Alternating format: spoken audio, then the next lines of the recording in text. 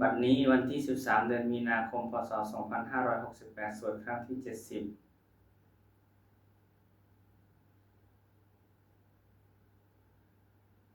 ข้าพเจ้านายประยูร พลสงคราม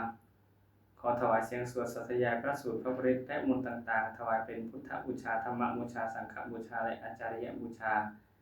แด่ครูบาอาจารย์ทั้งหลายขอจิตของข้าพเจ้าจงตั้งมั่นมีสติระลึกได้มีสมาธิจดจ่อในอักขระพยัญชนะในบทสวดอย่างต่อเนื่องด้วยเทอญ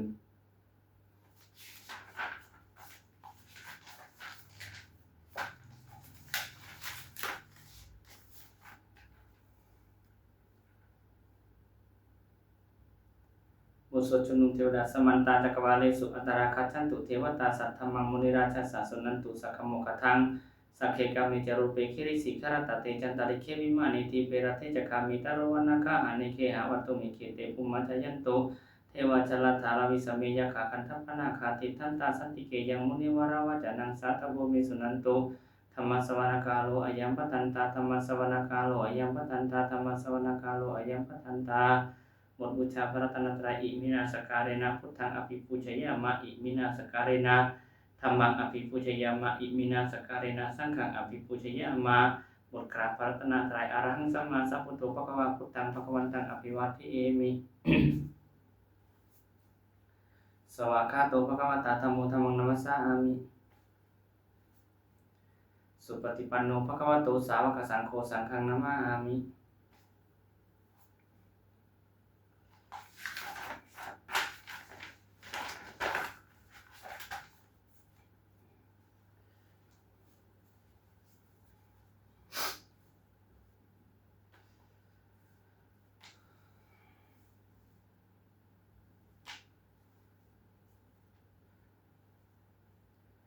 บทสวดนมัสการสิทธิคาถานะโมตัสสะภะคะวะโตอะระหะโตสัมมาสัมพุทธัสสะนะโมตัสสะภะคะวะโตอะระหะโตสัมมาสัมพุทธัสสะนะโมตัสสะภะคะวะโตอะระหะโตสัมมาสัมพุทธัสสะบทสวดไตรสรณคมนะปาฐะพุทธังสรณังคัจฉามิธัมมังสรณังคัจฉามิสังฆังสรณังคัจฉามิทุติยัมปิพุทธังสรณังคัจฉามิทุติยัมปิธัมมังสรณังคัจฉามิทุติยัมปิสังฆังสรณังคัจฉามิตติยัมปิพุทธังสรณังคัจฉามิตติยัมปิธัมมังสรณังคัจฉามิตติยัมปิสังฆังสรณังคัจฉามิบทสวดสัจจะคิริยคาถานัตถิเมสรณังอัญญังพุทโธเมสรณังวรังอิเตนะสัจวัชเชนะสุติเมหุตุสัพพทานัตถิเมสรณังอัญญังธัมโมเมสรณังวรังอิเตนะสัจวัชเชนะสุติเมหุตุสัพพทานัตถิเมสรณังอัญญังสังโฆเมสรณังวรังอิเตนะสัจวัชเชนะสุติเมหุตุสัพพทาบทสวดมหาสมัยสุดเอวังเมสุตังเอกังสมยังภควาสักเกสุวิหารติกัปปิตวัตตุสมิงมหาวณีมหาตาภิกขุสังเกนะสติปัจจมัตเตหิภิกขุสติหิสัพเพหิวะอรหันเตหิทัสสะหิจาโลกธาโตหิเทวตาเยปุเยนะสันนิปติตาหุติภควันตังทัสสนายะภิกขุสังฆัญจะอัฏฐโคจตุนังสุทธาวาสกายิกานังเทวานังเอตถะโหสิอะยังโคภควาสักเกสุวิหารติกัปปิดาวัตตุสมิงมหาวณีมหาตาภิกขุสังเกนะสัตถิงปัจจมัตติภิกขุสติหิสัพเพหิมะอรหันติหิทัสสะหิจาโลกธาตุหิเทวตาเยโพเยนะสันนิปติตาหุติภควันตังทัสสนายะภิกขุสังฆัญจะยันโนนะมะยังปิเยนะภควาเตนุปสังคมยามะอุปสังคมิตวาภควโตสันติเกปัจเจกคทาภาเสยมาติอัฏฐโคตาเทวตาเสยถาปินะมาภะละวาปุริโสสัมมัญชิตังวาภาหังปัสสาเรยะปัสสาติตังวาภาหังสามิเชยะเอวะเมวะสุทธาวาเสสุเทเวสุอันตรหิตาภควโตปุระโตปาตุระหังสุอัฏฐโคตาเทวตาภควันตังอภิวาเทตวาเอกมันตังอัฏฐังสุเอกมันตังทิตาโคเอกาเทวตาภควโตสันติเกอิมังคตังอาภาสิมหาสมโยปวะนัสสมิงเทวกายาสมาคตาเอกตัมหะอิมังธัมมะสัมยันทักขิตาเยวะอปราจิตสังคันติอัตโคอปราเทวตาภควโตสันติเกอิมังคตังอาภาสิตัตระภิกขโวสมาทะหังสุจิตตังอัตตโนอุชุกามกังสุสารถีวะเนตานิคะหิตวาอินทริยานิรักขันติปันติตาติอัฏฐโคอปราเทวตาภควโตสันติเกอิมังคตังอภาสิเจตวังคิดังเจตวาปาลิคังอินทะคิดังโอหะจะมะมีชาติจาระโอ หัจจะมะเมชาติจารันติสุทาวิมะราจักขุมตาสุทันตาสุสุนาคาติอัตถโคอปราเทวตาตถาคตอัตถโคอปราเทวตาภควโตสติเกอิมังคตังอภัสสิเยเกจิพุทธังสนังคตาเสนาเตขมิสันติอปายะภูมิงปหายะมานุสังเทหังเทวกายังปริปุเรสันติติอัตถโคภควภิกขุอามันเตสิเยปุเยนะภิกขเวทัสสะสุโลกธาตุสุเทวตาสันนิปติตาหนติตถาคตังทัศนายะภิกขุสังคัญจายเยปิเตภิกขเวไอหิสุงอธิตมัทธานังอรหันโตสัมมาสัมพุทธาเตสัมปีภควันตานังอิตะปรมาเยวะเทวตาสันนิปติตาไอหิสุงเสยยะทาปิไมหังอิตาระหิเยปิเตภิกขเวภวิสันติอนาคตมัทธานังอรหันโตสัมมาสัมพุทธาเตสัมปีภควันตานังอิตะปรมาเยวะเทวตาสันนิปติตาภวิสันติเสยยะทาปิไมหังอิตาระหิอาจิกิสมิภิกขเวเทวกายานังนามานิติกิตยิสามิภิกขเวเทวกายานังนามานิเทศิสามิภิกขเวเทวกายานังนามานิตังสุนาถาสาธุกังมนะสิการุทะภาสิสามิติเอวังพันเตติโคเตภิกขุภควโตปัจจัสโสสุภควาเอตทะโอจา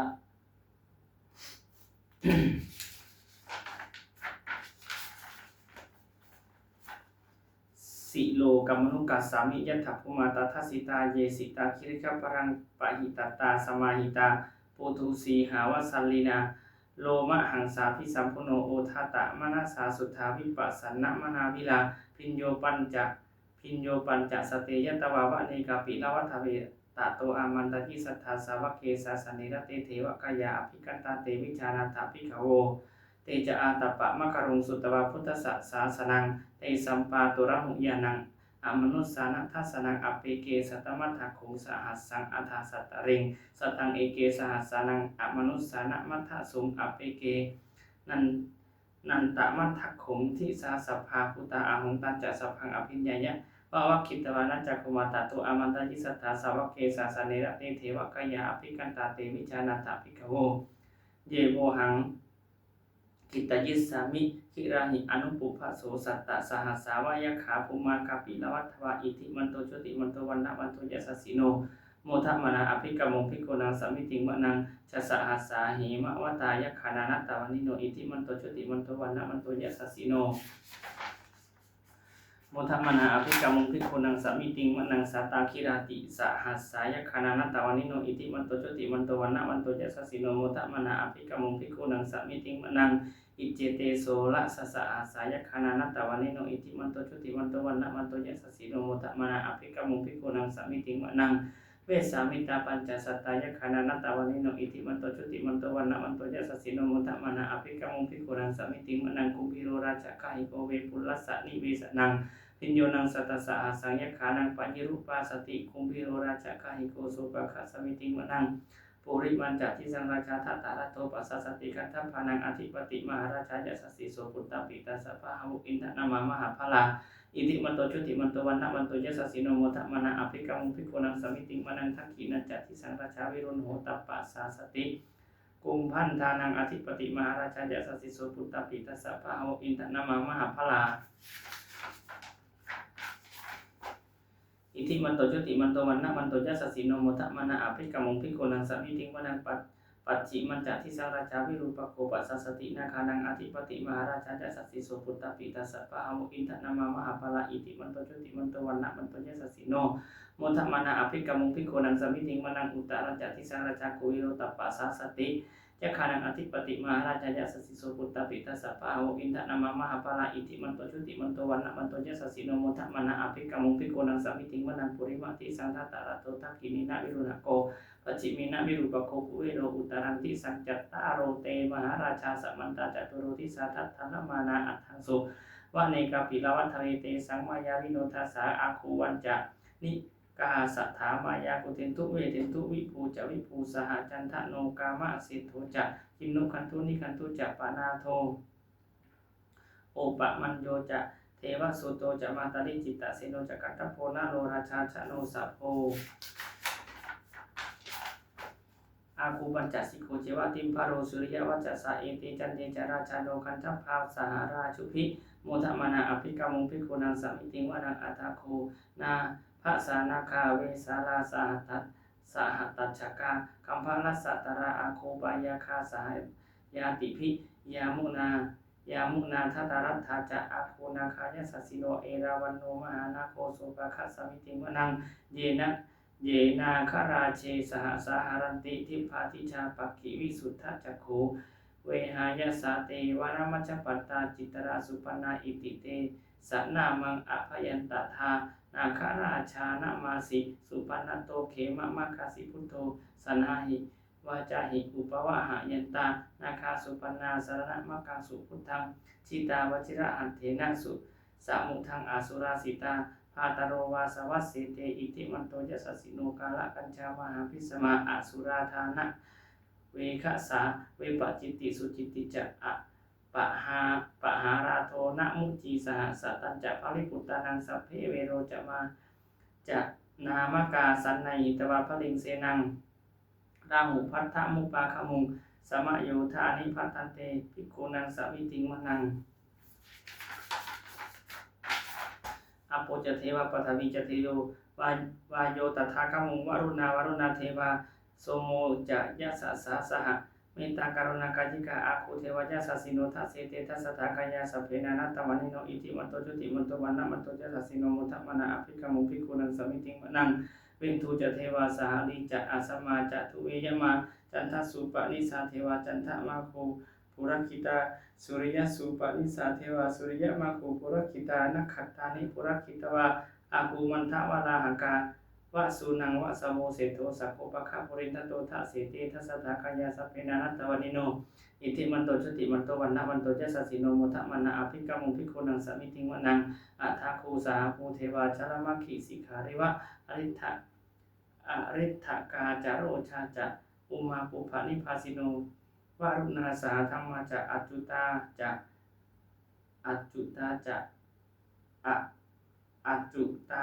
อเนชกาสุเลยยะรุจิราอาโควาสาวเนสิโนทัสเสเตทัสสะทากายาสัพเพนานัตตวันิโนอิติมันโตชุติมันโตวันนะมันโตยะสัสสิโนมุทะมนะอภิกมุงภิกขุนังสมิติงวนัง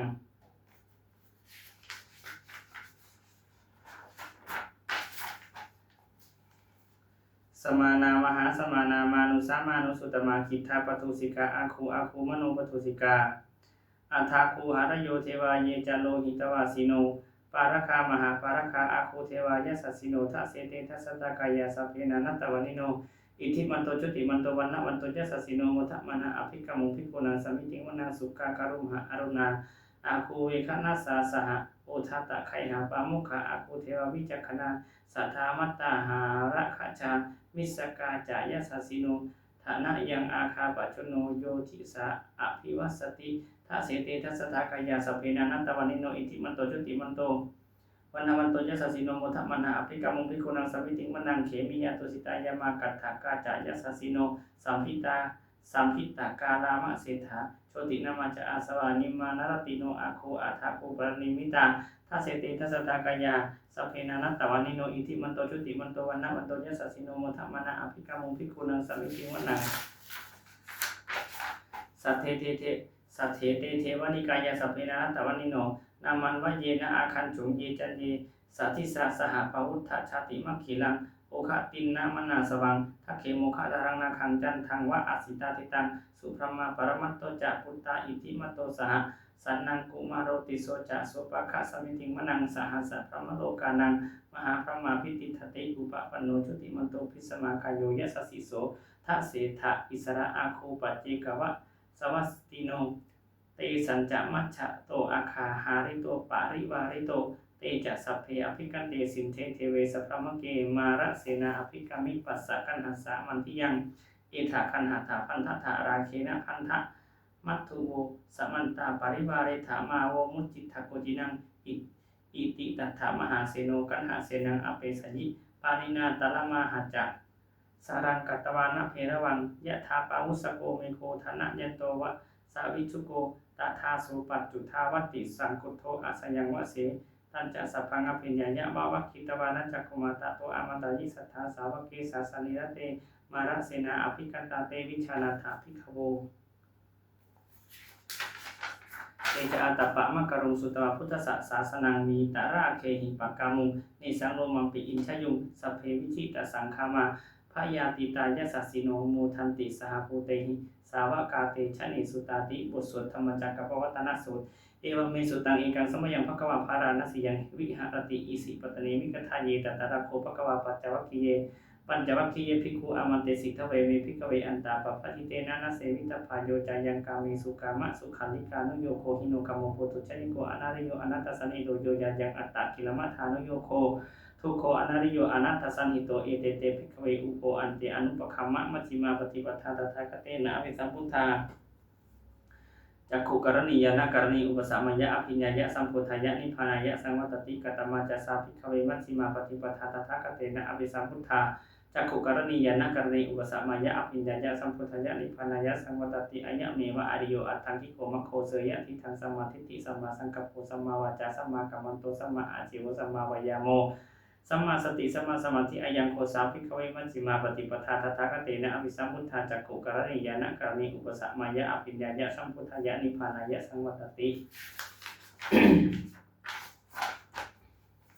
อีทังโคปนาภิกขเวทุกขังอริยสัจจังชาติปิทุกขชราปิทุกขมรณะปิทุกขังโสกปริเทวทุกขโทมนัสสุปายาสปิทุกขอภิเยหิสัมปโยโคทุกโคปิเยหิวิปโยโคทุกโค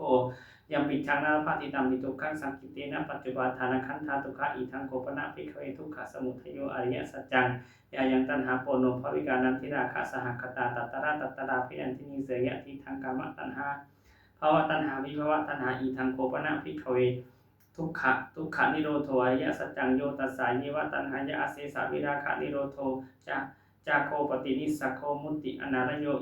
อิทังโคปนะภิกขเวทุกขะนิโรธคามินีปฏิปทาอริยสัจจังอะยะเมวะ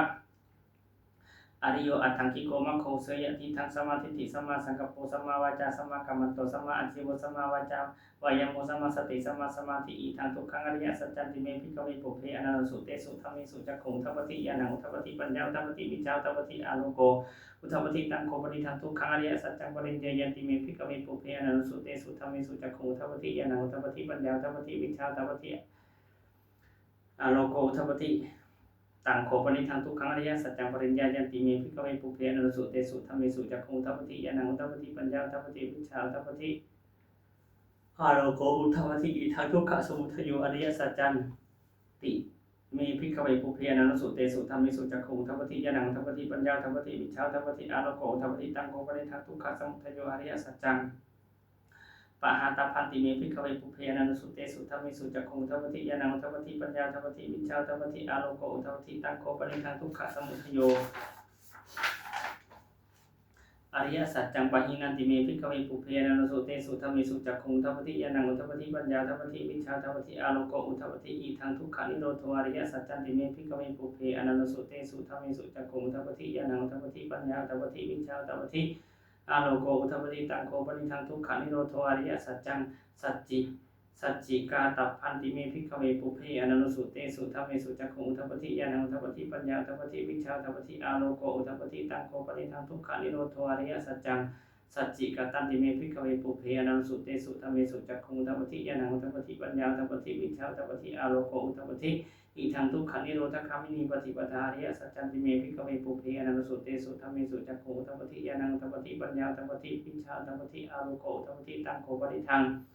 ทุกขันนิโรธคามินีปฏิปทาอริยสัจจังภาเวตัพพันติเมภิกขเวปุเพอนันสุเตสุธัมมิสุจักขุงอุทัพพติญาณังอุทัพพติปัญญาอุทัพพติวิชาอุทัพพติอาโลโกอุทัพพติตังโคปนิทังทุกขันนิโรธคามินีปฏิปทาอริยสัจจัง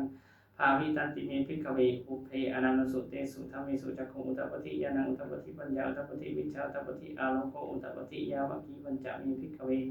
อิเมสุจตุสุอริยสัจเจสุเอวันติปริวัตังทวัตสักการังยะทัพพุทธังญาณทัสสนังนะสุวิสุทธังเอาสิเนวตาวะหังภิกขเวสเทวเกโลเกสมารเกสพรหมเกสัสสมณพราหมณ์ยาปชายะสัทเทวมนุสสายะอนุตรังสัมมาสัพพุทธิงอภิสัมพุทโธปัจจัญญสิงยะโตจักโคมีภิกขเวอิเมสุจตุสุอริยสัจเจสุเอวันติปริวัตังทวัตสักการังยะทัพพุทธังญาณทัสสนังสุวิสุทธังเอาสิอัฏฐาหังภิกขเว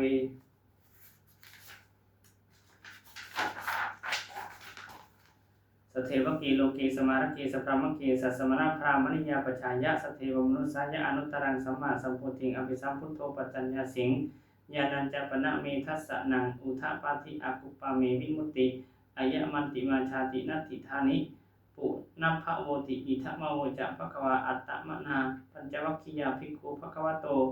ภาสิตังอภินันทุงอิมัสมิงจะปนะเมื่อยาการนัสมิงพันยะมณีอายะสมโตโกนทัญญสวิราชังวิตะมะลังธรรมจักโกอุทปฏิยังกินจิสมุทยะธรรมังสัพพันตังนิโรธธรรมันติปวัตติเตจะภควตาธรรมจักเกอุมาเทวาสัทธมนุสาเวสุงเอตัมภควตาภารณสิยังอิสิปตเนมิกทาเยอนุตตรังธรรมจักกังปวัตติตังอปติวัตติยังสมณีนะวาพรามณีนะวาเทวีนะวามารีนะวาพรามุนาวาเกนะจิวาโลกัสสมินติอุมานังเทวานังสัทธังสุตวาจตุมหาราชิกาเทวาสัทธมนุสาเวสุงจตุมหาราชิกานังเทวานังสัทธังสุตวาตาวติงสาเทวาสัทธมนุสาเวสุงตาวติงสานังเทวานังสัทธังสุตวายามาเทวาสัทธมนุสาเวสุงยามานังเทวานังสัทธังสุตวาตุสิตาเทวาสัทธมนุสาเวสุงตุสิตานังเทวานังสัทธังสุตวานิมานรติเทวาสัทธมนุสาเวสุงนิมานรตินังเทวานังสัทธังสุตวาปรณิมิตวสวัตติเทวาสัทธมนุสาเวสุงปรณิมิตวสวัตตินังเทวานังสัทธังสุตวาพระมกาจิกาเทวาสัทธมนุสาเวสุงเอตัมภควตาภารณสิยังอิสิปตเนมิกทาเยอนุตตรังธรรมจักกังปวัตติตังอปติวัตติยังสมณีนะวาพระมณีนะวาเทวีนะวามาเรนะวาพระมุนาวาเกนะจิวาโลกัสสมินติอิติหะเตนะคเนนะเตนะมุหุเตนะยาวะพระมะโลกาสัทโธอัปคัตคัจจิอะยัญจะทะสะสหสีโลกธาตุสังกัมปิสัมปกัมปิสัมปเวทิอัปปมาโนจะโอลาโลโอภาโสโลเกปาตุระหูสิปฏิกัมเมวะเทวานังเทวานุภาวังอัฏฐโคภควาอุทานังอุทาเนสิอัญญาสิวะตาโพโกนทันโยอัญญาสิวะตาโพโกนทันโยติอิติหิหังอายัสสมโตโกนทัญญัสสะอัญญาโกนทันโยตะเววะนามังอโหสีติ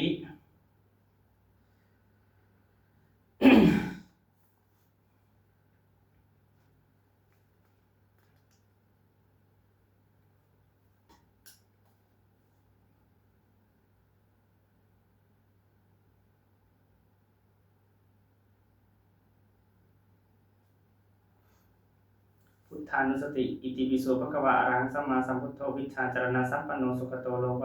กวิโทอนุตตโรปุริสธรรมสารติสัทธาเทวมนุสสานังพุทโธภควาติธรรมานุสติสวากขาโตภควตาธัมโมสันติติโกอากาลิโกเอหิปัสสิโกโอปนะยุโกปัจจตังเวทิตโพวินยูหิติ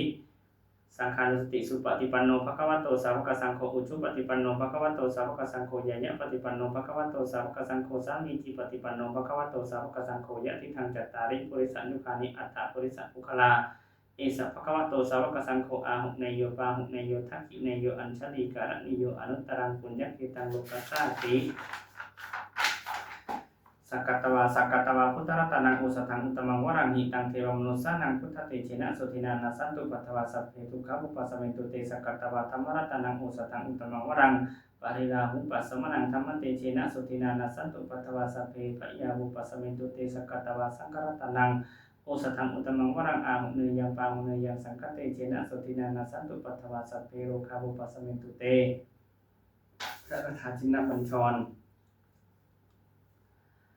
ชยสนากตาพุทธาจิตวามารังสวาหนังจตุสัจจะสภารสังเยปิวิงสุนราสภาตันังกราทโยพุทธาอัตวิสตินายกาสเพปฏิติตาเมหังมัตตะเกเตมุนิสราสีเสปฏิติโตเมหังพุทโธธัมโมทวิโรจนิสังโฆปฏิติโตเมหังอุเรสัพพนาคารหันตเยเมอรุตโตสารีพุทโธจตักขิเนกุณทันโยปิติภคสมิงมุคลานุจวามะเกทักขิเนสวนีเมหังอาสุงอนันทราหุลังกัสโพจมหานาโมอุปาสุงมัสสตะเกเกตโตปิติภคสมิงสุริโยอภังคโรนิสินโนสิสัมปันโนสุปิโตมณิปุงคโวคุมารกัสสโพเทโรเมหิจิตวัตโกโสเมหังวัตเตนิจังวติดาสิปนาคารปุณโนอังคุลิมาโลจะอุปาลีนันตสิวลิเทราปัญจอิมิชาตานาลาเตติลกามะมะเสสาสิติมหาเทราวิจิตาชินสาวกะอิตาสิติมหาเทราชิตวันโตชิโนราสาชรันตาสิลาติชินอังคมังคิสุสันติตารัตนังปุระโตอาสิทักขิเนมิตสุตกังสัจจังปัจจโตอาสิวามิอังคุลิมาลกังคันตโมระปริตัญจะอาตานาติยสุตกังอากาเสสังอาสิเสสาปะการสันติตาชินานาวสังยุตตาสัตตปะการลังกตาวัตปิตาติสัญญาตาภัยราชตุปัทวะอาเสสาวินยังยันตุอนันตจินติเจสาวสโตมิสกิเจนสตาสัมพุทธปัญชเรชินปัญชรมัจจามิวิหารตังมหิตติสัทธะปริตุมังสเพเตมหาปุริสสะภะอิติยมันโตสุขุนโตสระโคชินานุภาเวนะจิตปัฏฐาวุธรรมานุภาเวนะจิตาริสังโฆ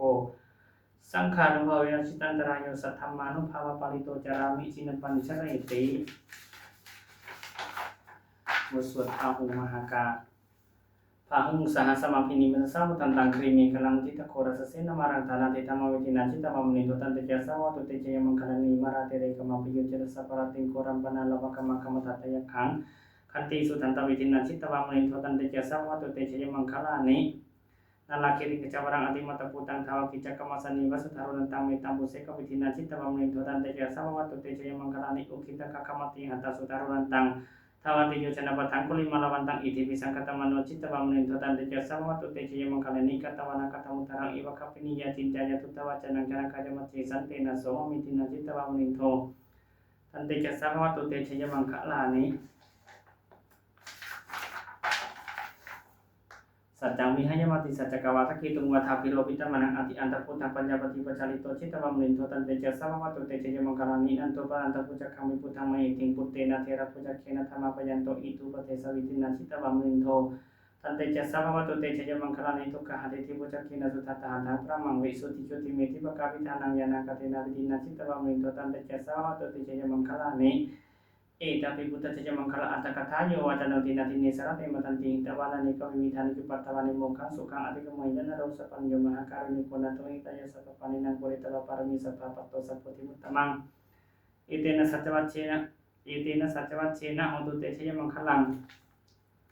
ขยันโตโพธิยามุนิสัพยานังนันติวัฒโนเอวังตะวังจิโยโหหิจยสุจยมังคเลอปาราจิตปันนังเกสีเสปทวิโปคาเรอภิเสเกสัพพุทธานังอาคัปปตโตปมุตติสุนัขขัตังสมังคลังสุปะพัตังสมุติตังสุปนมสุโมโตสัจจสุนิทังพระมจาริสุปทักกินังกายะกมังวาจากมังปทักกินังมโนกมังปณิทิเตปทักกินานิกัตตวันนรปัตตเตปทักกิเน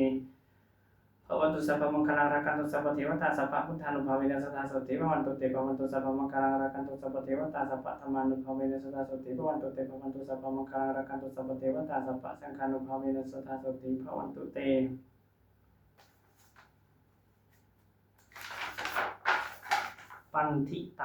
ปันติฐานาคาถายาเทวตาสันติวิหารวาสินีทุเปกะเรโพธิกะเรตาหิงตาธรรมทาเนนะภวันตุปุจิตาสติงกรณติทาวิหารมันทะเลที่ราชมัชฌานาวกาจภิกขโวสารามิกาทานปฏิอุปัสสกาคามาจติสานิคามาจอิสราสัปปานะอุตาสุขิตาภวันตุเตชะลาพุจเยปิจอันตสัมภวาสังเสทชาตาอาทามุปปติกานิยานิกังธรรมวรังปฏิจเตสัพเพปิทุกขสะกรตุสังขยังทัตุจิรังสตังธรรมโมธรรมัทธราชปุคลาสังโฆหตุสมังโควะอัฏฐายะจะหิตายะจะอัมเหระขตุสัทธโมสัพเพปิธรรมจาริโนวุติงสัมปะปุณิยมะธรรมีอริยปเวทิเตปัสสันนาหตุสัพเพปิปานิโนพุทธศาสเนสัมมาทารังปวิจัตโตกาลิเทโวปวัสสโตอุทิภาวายะสัตตานังสามิทังเนตุเมตะเนงมาตาปิตาจะอัตตระจังนิจังรักขันติปุตตะกังเอวังธรรมเมนะราชาโนสวะชังรักขันตุสัพพทา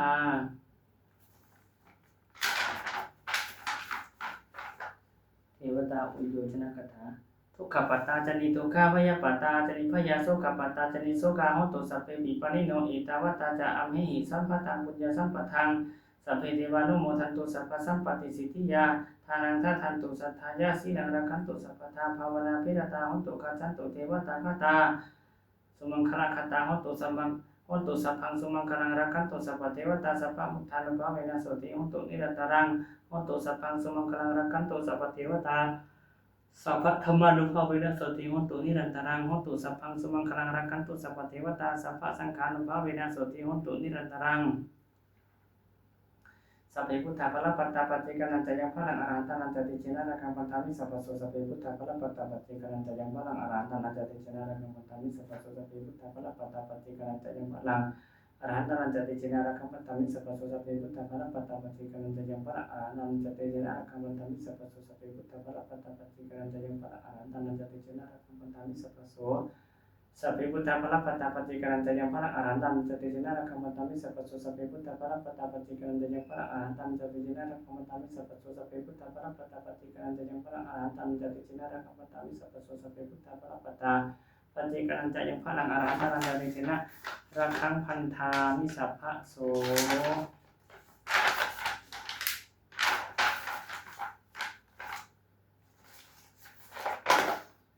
โดยอานุภาพแห่งสัจจะอธิษฐานอานุภาพแห่งความเพียรและอานิสงส์แห่งการบูชาพระรัตนตรัยด้วยการสัตยายบทสวดมนต์พระสูตรพระปริตรและพระคาถาเหล่านี้ขอความสุขสวัสดีจงบังเกิดมีแก่ข้าพเจ้าขอให้ข้าพเจ้าพ้นจากทุกภัยทั้งปวงขอให้ข้าพเจ้าเจริญทางโลกและทางธรรมขอเทวดาทั้งหลายโปรดอนุโมทนาในการสวดสาธยายมนต์และธรรมะเหล่านี้เมื่ออนุโมทนาแล้วโปรดอนุโมทนาให้แก่ข้าพเจ้าและวัตถุมงคลพระปิตายาสถิเรียนยาสถิเรียนแม่ครูไปตลอดจนวัตถุมงคลทั้งปวงที่สามสิ่งสร้างขึ้นให้เต็มไปด้วยอนุภาพแห่งพระปริจงสำเร็จจากสิ่งทุกประการเทินสา